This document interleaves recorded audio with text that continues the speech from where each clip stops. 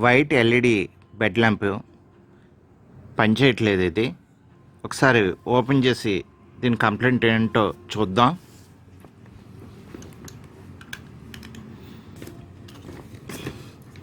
ఇవి కూడా ఇప్పి ఒకసారి సర్క్యూట్ చూద్దాం.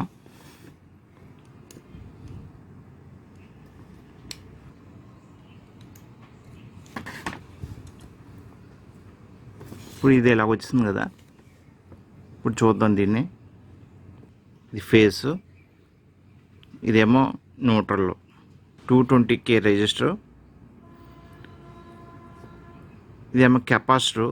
ఈ కెపాసిటర్ ఏం చేస్తుందంటే వోల్టేజ్ని డ్రాప్ చేస్తుంది.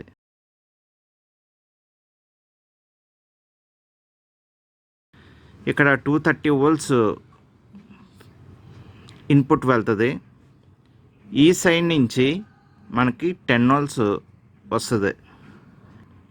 కరెంట్ ఏమో 22 milliamps వస్తుంది.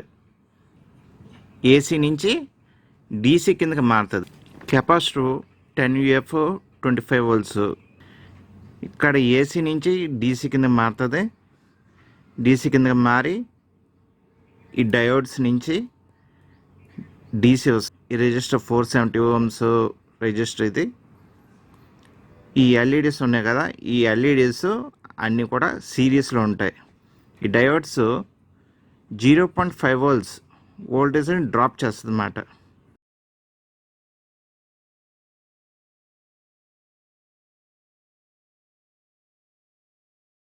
$220K రెజిస్టర్ అని చెప్పాను కదా, ఈ రెజిస్టర్ ఏం చేస్తుందంటే, ఈ రెజిస్టర్ చేసే పని, మనం దీన్ని ఆపేస్తాం కదా, ఆపేసిన తర్వాత ఈ కెపాసిటర్లో వోల్టేజ్ లేకుండా ఎల్ఈడి కంటిన్యూటీ టెస్టర్ అంటారు. ఎల్ఈడి కంటిన్యూటీ టెస్టర్ అంటారు దీన్ని.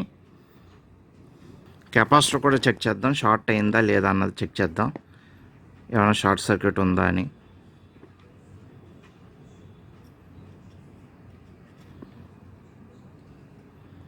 కెపాసిటర్ అయితే షార్ట్ సర్క్యూట్ ఏం లేదు. తర్వాత ఈ డయోడ్స్ని చెక్ చేయడమే. పై డయోడ్ మామూలుగా పనిచేస్తుందా లేదా అన్నది చెక్ చేద్దాం.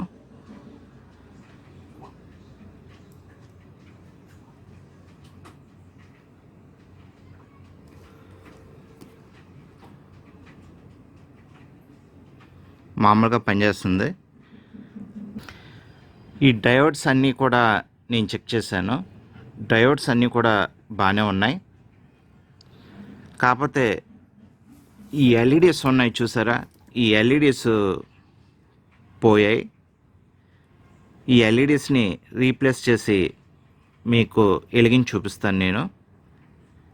ఈ సర్క్యూట్ అంతా బాగానే ఉంది, కాకపోతే ఈ ఎల్ఈడీస్ ఒకటే పోయాయి.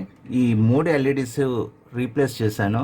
రీప్లేస్ చేసిన తర్వాత చూసారు కదా, లైట్ అన్నది వెలుగుతుంది. నా వీడియో మీకు నచ్చినట్లయితే లైక్ చేయండి, షేర్ చేయండి, సబ్స్క్రైబ్ చేయండి.